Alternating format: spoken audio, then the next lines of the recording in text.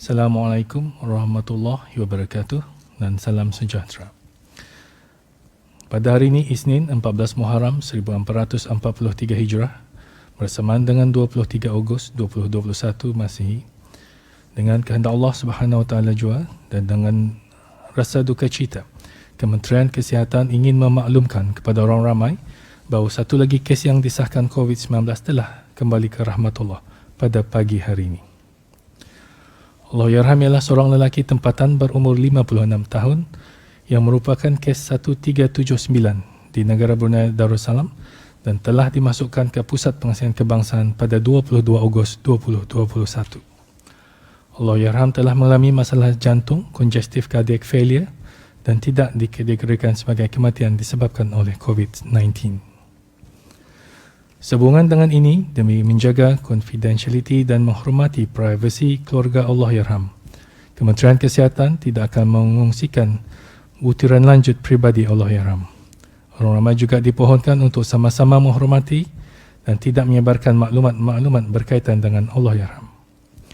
Di kesempatan ini, saya mewakili warga Kementerian Kesihatan dan keseluruhan rakyat negara Brunei Darussalam mengucapkan takziah kepada keluarga Allahyarham dan berdoa semoga rohnya dicucuri rahmat dan ditempatkan bersama para syuhada.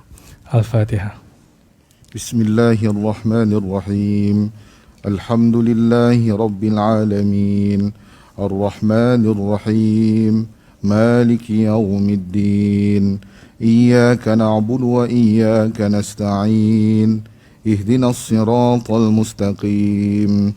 صراط الذين أنعمت عليهم غير المغضوب عليهم ولا الضالين آمين.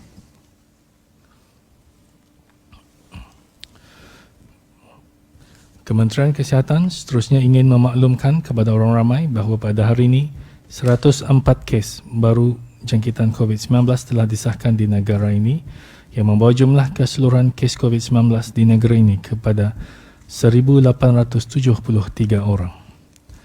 Terdapat tambahan-tambahan kes baru pada kluster-kluster aktif yang sedia ada.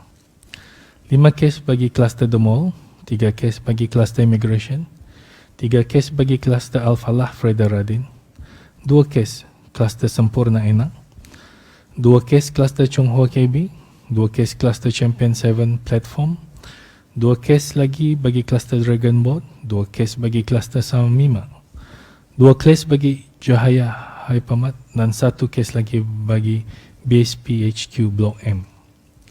Sementara itu, terdapat 1 kluster baru telah dikenal pasti. 10 kes baru yang dikaitkan dengan kes 418 yang telah dilaporkan pada 19 Ogos. Kluster ini sekarang dikenali sebagai kluster 418. Manakala terdapat 70 kes masih dalam siasatan untuk mengetahui sumber jangkitan. Kes-kes dalam kluster-kluster aktif ini adalah mereka yang sedang menjalani kuarantin setelah didapati mempunyai kontak yang dengan beberapa kes positif sebelumnya. Pengesanan kontak bagi semua kes-kes baru ini masih giat dijalankan. Semua kontak terdekat yang dikenal pasti akan diarahkan untuk menjalani kuarantin mandatory dan ujian RT-PCR SARS-CoV-2. Dalam pada itu, 17 kes telah disahkan sembuh pada hari ini, membawa jumlah kes yang sembuh kepada sebanyak 436 kes. Ini bermakna terdapat 1,432 kes aktif masih direkodkan di negara Brunei Darussalam. Di kalangan kes-kes aktif tersebut, 4 kes dalam keadaan kritikal, yang mana 3 daripadanya memerlukan bantuan mesin pernafasan atau artificial ventilation dan 1 lagi kes memerlukan bantuan mesin tambahan heart-lung machine ataupun ECMO.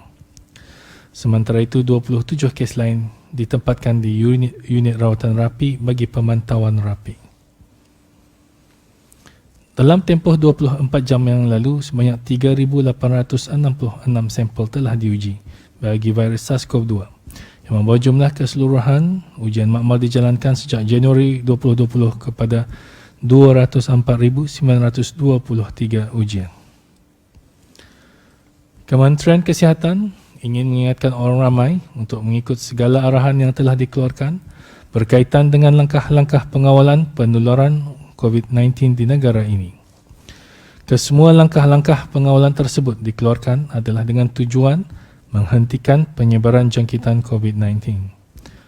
Orang ramai adalah juga dinasihatkan untuk tidak kunjung mengunjungi antara satu sama lain semada melawat sanak saudara atau sahabat handai. Bagi orang tua yang tinggal bersendirian, hanya 2 orang ahli keluarga saja dibenarkan melawat. Lebih-lebih lagi bagi orang tua adalah tidak digalakkan untuk melawat anak-anak atau cucu-cucu kerana ini akan meningkatkan risiko jangkitan kepada habis kita. Essential workers juga yang diperlukan bertugas adalah dinasihatkan untuk mengelakkan dari makan minum beramai-ramai atau berkerumun dengan rakan-rakan lain semasa waktu rehat. Kedai-kedai yang dibenarkan untuk dibuka semasa tempoh pengawalan ini, termasuk kedai runcit, hendaklah mengawal keramaian pelanggan yang datang masuk ke kedai masing-masing.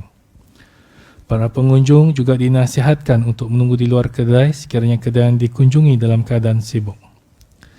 Dan diingatkan lagi bagi kedai-kedai yang tidak melaksanakan langkah-langkah pengawalan, mereka akan dikenakan denda atau dihadapkan ke mahkamah di bawah Akta Penyakit Berjangkit Penggal 204. Di kesempatan ini, marilah kita sama-sama berdoa memohon pertolongan daripada Allah Subhanahu Wa Taala untuk mengangkat segala bala, kemudaratan dan penyakit serta memberikan kesembuhan kepada semua pesakit-pesakit, khususnya kepada pesakit yang menghidap jangkitan COVID-19. Untuk maklumat lanjut dan perkembangan terkini, orang ramai bolehlah melayari laman web Kementerian Kesihatan www.moh.gov.bn atau melalui aplikasi BroHealth.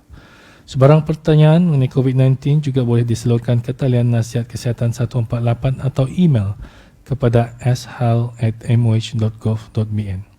Sekian, terima kasih.